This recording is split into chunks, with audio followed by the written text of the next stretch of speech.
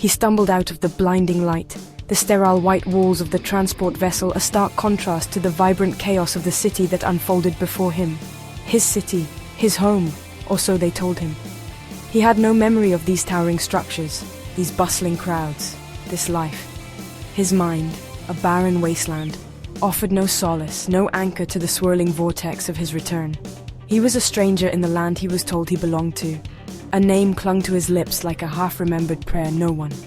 It was his name, they insisted. No one, the anti-hero, the zeitgeist, the vanished.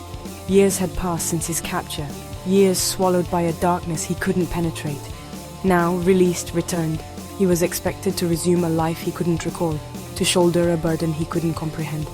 The faces that surrounded him were a sea of expectation, of relief, of questioning. Wives, they whispered. 12 wives waiting patiently for his return. Children, a multitude, his legacy. He scanned their faces, searching for a flicker of recognition, a spark of familiarity. There was nothing, only the hollow echo of his own fragmented self. The weight of their gazes, heavy with unspoken questions and years of suppressed longing, threatened to crush him. He was a fraud, an imposter in his own life. He yearned for the comforting oblivion of his amnesia, for the silence that shielded him from the crushing pressure of their expectations. The past was a fractured mirror, offering only distorted glimpses of the man he once was. He remembered the cold, sterile walls of the detention facility, the metallic tang of blood and fear that permeated the air. He remembered the relentless questioning, the accusations hurled like weapons, the agonizing pain that stripped away his identity piece by piece.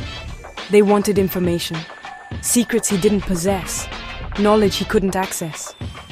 They had targeted him for his unique physiology, his intersex nature, marking him as an anomaly, a threat to their rigid binary worldview. He was a scientific curiosity, a subject to be dissected and analyzed. They sought to unlock the secrets of his being, convinced it held the key to some unimaginable power.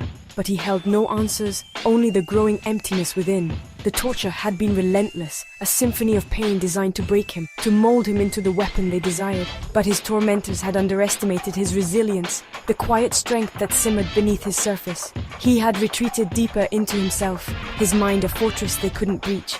He had embraced the silence, finding solace in the void where memories once resided. Now, surrounded by the remnants of a life he couldn't remember, the scars of his imprisonment ran deeper than the physical marks etched upon his body.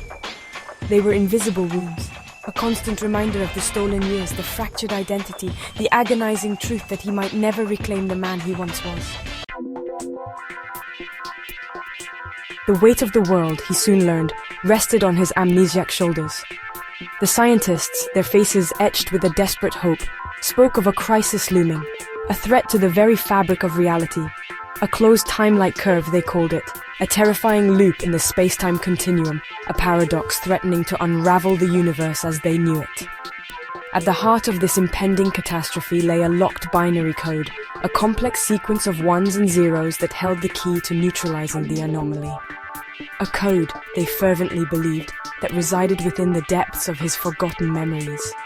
He was, they claimed, the architect of this code, a safeguard woven into the very fabric of his being. He listened to their explanations, their technical jargon, their desperate pleas. His mind, still shrouded in the fog of amnesia, struggled to grasp the enormity of their claims. The fate of the universe, they insisted, rested on his ability to unlock the secrets buried within his own mind. The pressure was immense, suffocating. He was a broken man, his past a shattered mosaic, his present a confusing tapestry of unfamiliar faces and expectations. And yet, they looked to him, this amnesiac stranger, to save them all from a threat he could barely comprehend. The irony was not lost on him. His wives were a study in contrasts, each one a world unto herself. There was Lyra, her eyes reflecting the wisdom of 1,000 lifetimes, her touch a soothing balm to his troubled soul. Elara, with her fiery spirit and quick wit, challenged him, pushed him to remember, to reclaim the man she swore still lived within. And then there was Cassia, her ethereal beauty masking a depth of sorrow that mirrored his own. 12 wives, 12 unique bonds, 12 stories woven into the tapestry of his forgotten life.